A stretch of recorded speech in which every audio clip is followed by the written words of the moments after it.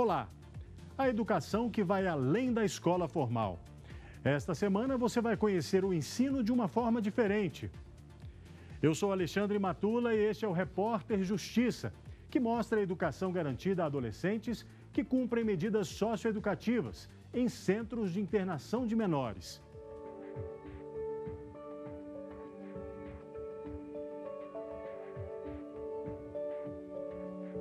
O desejo é de ir embora, para casa, para o aconchego da família. Roubo e homicídio. Essas são as razões mais comuns para esses jovens estarem nessa unidade de internação de crianças e adolescentes. Aqui, eles cumprem medidas socioeducativas sem deixar a escola de lado. Está previsto no Estatuto da Criança e do Adolescente que o adolescente autor de ato infracional em cumprimento de medida socioeducativa, seja na internação, estrita ou cautelar, provisória ou sentenciada, ou seja no meio aberto, ele tem o direito à política pública de escolarização.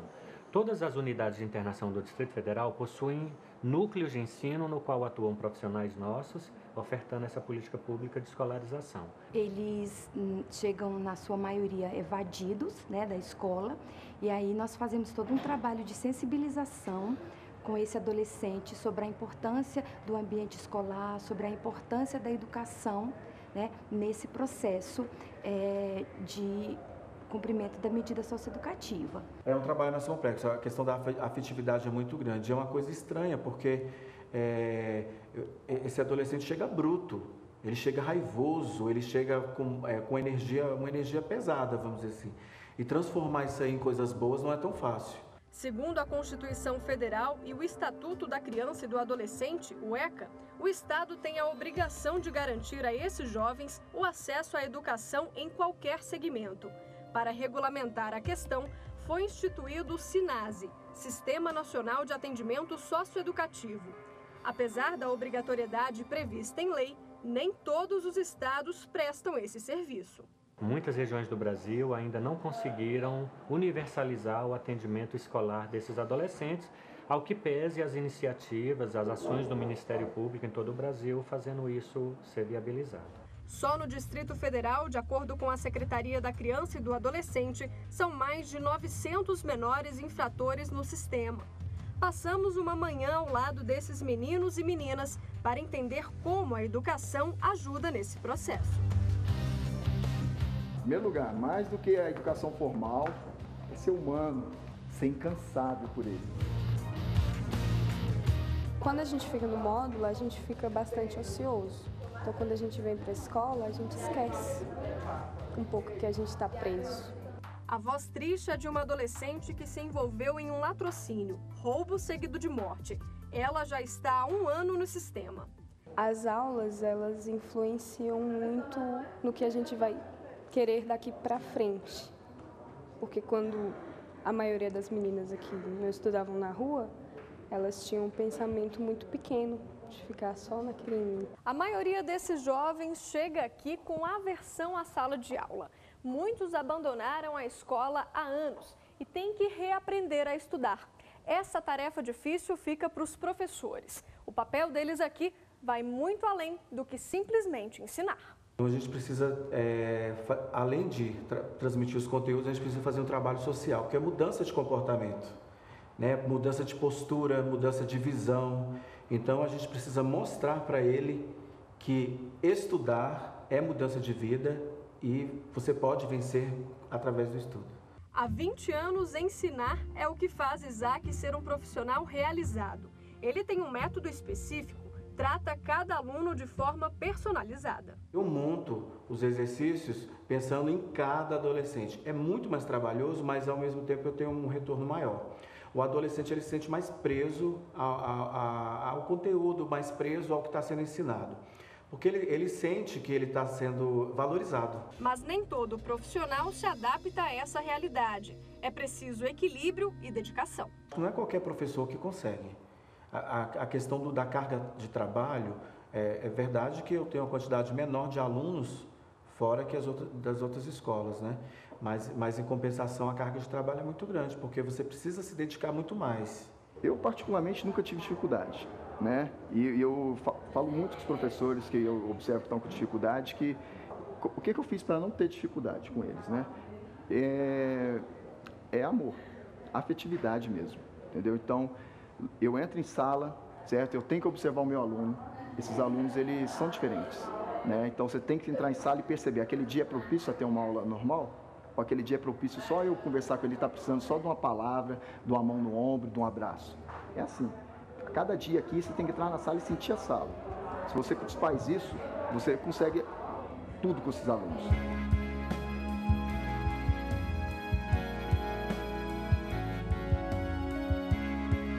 Para evitar qualquer confusão, na porta de cada sala tem um agente socioeducativo. Eles são responsáveis por levar os adolescentes do módulo para a sala. André conta que há alguns anos não havia muita disciplina e isso se tornou um problema grave. Algumas ameaças de morte, algumas agressões contra os servidores, urina, fezes contra os servidores. Então a gente teve alguns problemas em relação a isso. Por esses motivos, André defende uma qualificação para a categoria. O servidor ele tem que sim passar por um treinamento voltado na área, tanto a área de segurança, proteção à integridade física do adolescente.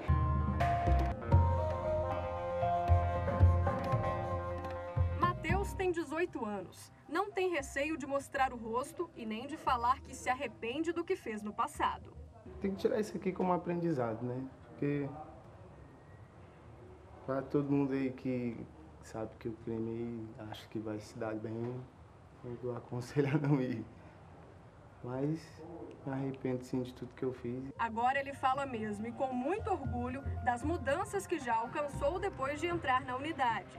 Em 8 meses, já foram 12 livros. Já li literatura, O Herói Perdido, Louco por Viver, O Poder do Agora, o livro espírita lá, mas é muito bom. Não há como se falar em sistema socioeducativo se não se pensar a questão da educação de forma mais séria. Todo o trabalho no sistema socioeducativo, toda a possibilidade de sucesso na permanência e na internação desses meninos no sistema, depende, antes de qualquer coisa, da escola e da escolaridade. Tá? Não se faz ressocialização de menor sem educação.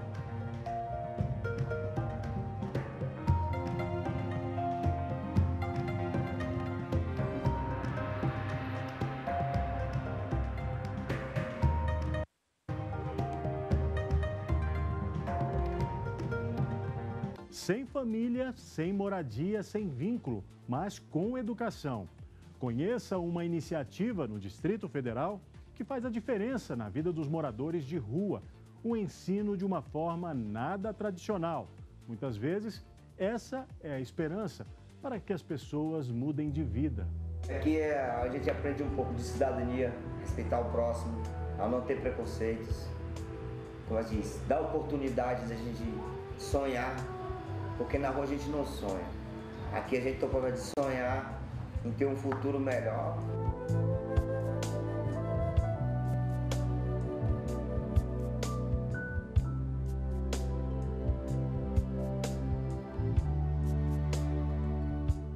Minutos antes do início das aulas. Boa tarde, professora, tudo bom? Tudo bom, Elismar. Vim pegar o kit aqui para mim tomar um banho e pegar a camisa da escola. Qual a numeração da sua camiseta? G. G? Uhum. Aqui. E aqui o kit banho, tá? Tá, obrigado. Tá, boa tarde, boa aula para você, viu? Foi isso mesmo que você ouviu, kit banho.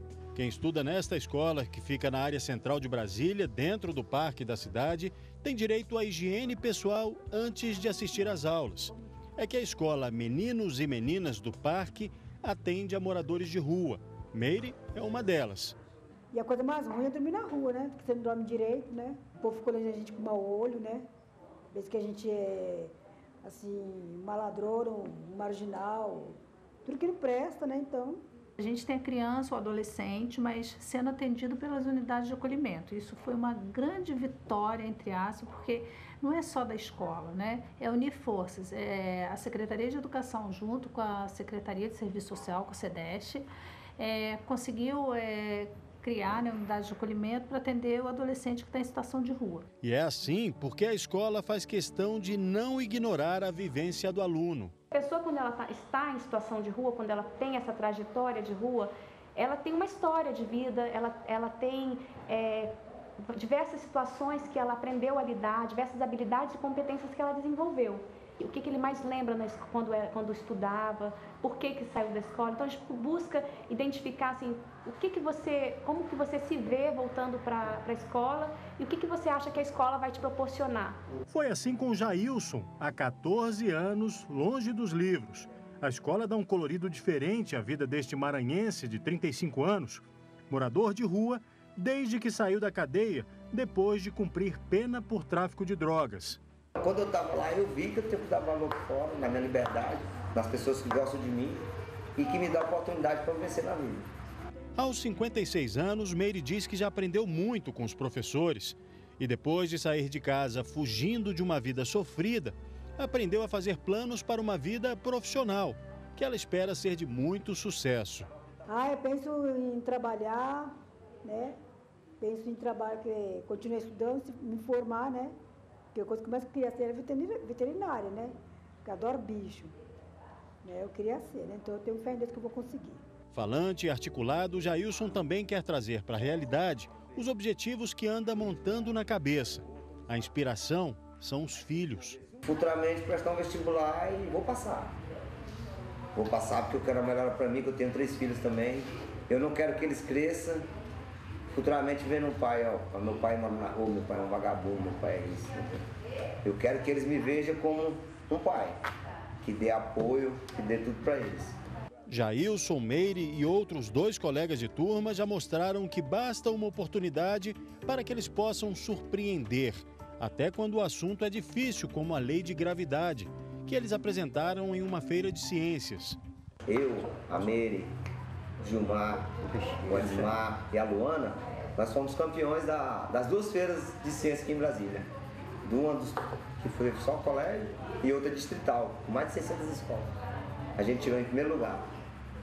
Quando a gente ganhou a primeira, eu fiquei surpreso, porque, falar a verdade para o senhor, eu nunca tinha sentido uma emoção dessa, de ser campeão. A professora explica que o trabalho com esses alunos é diferente. Depende de muito mais do que apenas didática. O carinho, a atenção que você dá para o aluno, a conversa, o diálogo, isso é bom. Não só para o aluno, quanto para a gente também. Então, vir para cá, você tem que gostar. Tem que amar o ser humano de verdade, na essência em que ele é. Como esse conteúdo é trabalhado, que é diferente. A gente cria as histórias que eles vivem e transforma essa história em objeto de estudo. Por exemplo, a gente vai trabalhar a questão de geografia, a gente busca lá de onde ele está vindo, a gente começa a abordar a questão da migração, por que dele ter vindo, e isso aí gera um objeto de estudo. Eu vejo que essa escola, esse currículo, a gente não difere dos demais. O como a gente trabalha que é diferente, sabe? Porque a gente simplesmente ouve o aluno, a gente escuta. Então, o nosso desafio é esse, é ajudar os profissionais dessa área a perceberem que apresentar uma escola formal não vai. Eles não dão conta. O próprio pessoa que está em situação de rua, ele está num momento de muita fragilidade, de quebra de vínculos, e como é que eu vou querer apresentar uma instituição formal para ele? Então, resgate das relações comunitárias, familiares e institucionais. Então, nós temos defendido que, para todos os casos citados e para as populações em situação de rua, que para nós é emblemática, é de que nós precisamos primeiro criar vínculos com esse sujeito. Nós não temos que ensinar matemática, história, geografia, não. Nós precisamos criar vínculos com esse sujeito. Nós, política pública de escolarização. A doutora em psicologia, Kátia Brasil, já pesquisou as populações de rua no Distrito Federal e a educação não formal na vida dessas pessoas. O fato de estar fora da educação formal não significa que elas não aprendem, significa que elas estão aprendendo o mundo, vamos dizer. Talvez um dos trabalhos também importantes seja de que revalorizar, né, a capacidade de aprender e de compreender o mundo, que é particular deles, né, nessa situação, e de que forma isso pode se reverter num crescimento, né, num crescimento também cognitivo, pessoal e social.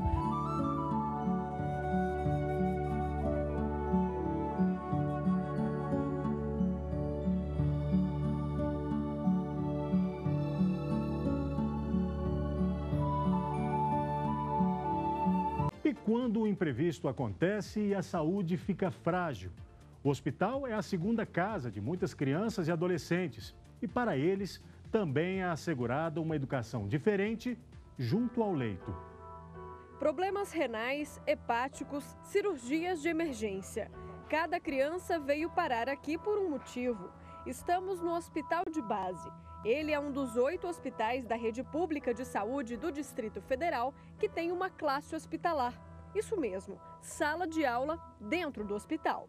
É dolorido estar internado, né? Saiu da sua casa, saiu do seu quarto, deixou os seus amigos, a sua escola. Então, é um ambiente que não é agradável o hospital para ninguém, muito menos para uma criança. Aí chega aqui, se depara com uma sala de aula, professora, não tem uma professora, que bom, que ótimo, vamos estudar, vamos estudar. O objetivo é que a vida dela continue dentro da normalidade e isso inclui então tanto a parte lúdica quanto a parte de ensino.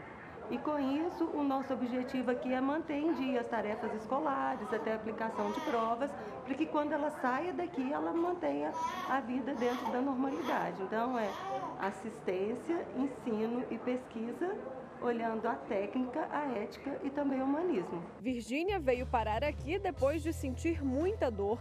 O problema logo foi diagnosticado pela equipe da pediatria. O apêndice tinha de ser retirado às pressas. A mãe, quando soube que a filha tinha de ficar mais de uma semana internada, já pensou logo no conteúdo que ela iria perder. Ano passado ela ficou doente, perdeu muita aula. No hospital que a gente ficou não tinha esse acompanhamento. Ela teve muita dificuldade. E aí, quando eu soube que teria que ficar internada novamente, eu fiquei muito preocupada. Aí chegou aqui, a surpresa era que tinha. A surpresa é que tinha uma professora especializada, né? Então, é maravilhoso mesmo. Pois é, mãe. Está na lei. No DF, por exemplo, desde 2001, os hospitais públicos têm de garantir atendimento pedagógico durante o período em que as crianças estiverem hospitalizadas. O coordenador em Direitos Humanos da Secretaria de Educação do DF explica que a ideia não é dificultar a vida dos pacientes com conteúdos exaustivos. Nós não temos, de igual forma, nós não temos a pretensão de apresentar ali uma escola formal, né, com conteúdos tão rígidos. A gente busca de uma forma diversificada e lúdica ajudar esse sujeito no sentido de que, apesar de todas as perdas que ele já está vivenciando, de que a educação seja um ganho, a garantia de um direito e um instrumento a mais que ele tenha para enfrentar esse desafio. A gente procura trabalhar com ludoterapia. Por quê? Porque a gente usa muitos brinquedos. Ludoterapia é trabalhar com brinquedos, né? Nós tentamos fazer com que o aprendizado seja divertido. Por exemplo, quebra-cabeça, usamos o quebra-cabeça. O que eu trabalho com isso? O raciocínio lógico. Né? Daí eu posso trabalhar matemática depois, sem nenhum problema. Fica mais fácil eu conseguir desenvolver o raciocínio dessa criança através do brinquedo. Quando você ficou sabendo que você ia ter que ficar internada, você ficou preocupada em perder a aula? Você imaginava que aqui ia ter uma escola? Não. O que você achou das tias? Achei muito legal. Se depender da Virgínia, ela não sai mais daqui. Você gostou então de ter aula aqui? Gostei. Prefere aqui ou prefere a sua escola? Prefiro aqui. É mesmo? Aqui do que a sua escola? O que você achou daqui? É divertido? Como é que é? É divertido. Tem brinquedo, tem desenho, tem quebra-cabeça, jogo da memória. Quantos passos são necessários para fazer este percurso? A chefe da pediatria do Hospital de Base explica que o setor não trata qualquer doença. A maioria dos pacientes daqui tem diagnósticos de alta complexidade. Por exemplo, crianças que têm doenças oncohematológicas, crianças cirróticas com lúpus, que necessitam de transplante renal. E isso, então, demanda tanto um tempo maior de internação, como internações repetidas ao longo do ano. Então esse é o perfil de paciente? Esse é o perfil de paciente. Nós não atendemos a pediatria geral, nós atendemos as especialidades pediátricas clínicas e as cirúrgicas. E para quem não pode ir até a sala de aula, o atendimento, olha só, é ao lado do leito. Professora, tudo bem? Oi. Deixa eu interromper a aula aqui. Verdade. Tudo bom? Como é que é seu nome? Pedro. Pedro, você está tendo aula de quê aqui? Geografia. Geografia. Professora, me conta um pouquinho como é que é esse atendimento personalizado. Os alunos que não conseguem ir até lá, tem aula do mesmo jeito. Assim, quando a criança está com uma imunidade mais baixa, a gente evita que misture. Porque assim, lá na escolinha a gente atende todas as crianças, e às vezes tem criança da pneumo, que não pode misturar com determinadas... Geralmente a imunidade das crianças está baixa, então eu preciso que eles sejam atendidos individualmente. Aí a gente vem até o leito e trabalha com a criança normalmente. Mas vira um aluno particular, fica chique. Nós vamos responder as atividades sobre o astrolabe, tá? Aí você vai ler o texto e depois responder as questões.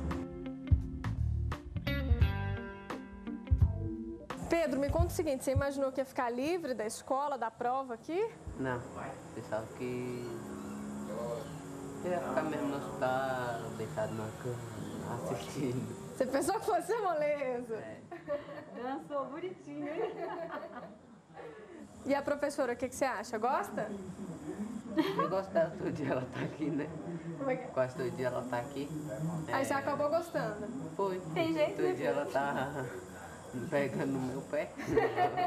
Pedro descobriu há poucas semanas que está com leucemia, um tipo de câncer que se inicia na medula óssea e atinge os glóbulos vermelhos. A doença exige um tratamento específico e longo. Professora, qual que é a importância dessa questão do ensino não parar, né? Apesar de eles estarem aqui? Eu acho que é imprescindível. É assim, porque a partir do momento que ele está aqui, o tratamento é prolongado, dura pelo menos 2 anos, tem 2 anos de internação pela frente. E ele não pode, nesse primeiro momento, ir à sala de aula, justamente por causa da imunidade, nem ir para a escola. Então, o que a gente faz? É essa troca. A escola manda o conteúdo, a gente trabalha com o aluno aqui. Quando ele está em casa, a mãe vai ter que assumir esse papel e depois leva para a escola com as dúvidas, a gente anota as dúvidas maiores para os professores darem um reforço. Então, o que é importante? Ele não vai precisar perder o ano por causa da doença. A vida dele, na hora que retomar, que acabar, passar a doença, principalmente essa fase mais brava, esse comecinho do tratamento, que é mais complicado, ele vai poder retomar de onde parou. Isso é muito importante. Para a autoestima dele, ele não vai perder os colegas, ele vai estar na mesma turma, ele vai se sentir incluído, né, na vida real. Essas classes hospitalares, elas têm toda uma possibilidade da criança não se sentir isolada do mundo também, né, delas poderem se sentir que elas têm um futuro. E às vezes se inserir também num projeto educativo significa, sim, eu posso construir o meu futuro, eu estou aqui, mas é um período, eu vou voltar. Esmeralda é apaixonada pelo trabalho que faz, mas já adianta que para cumprir esse papel é preciso especialização. No nosso caso aqui, a gente lida com a morte, né? São síndromes crônicas, às vezes perdemos os nossos alunos, chegamos, o aluno foi a óbito. Então, isso para nós, emocionalmente, às vezes é muito carregado. Temos que trabalhar isso. Então, não é todo mundo que consegue, não. Às vezes tem pessoas que tentam, mas vão embora, não conseguem. É difícil.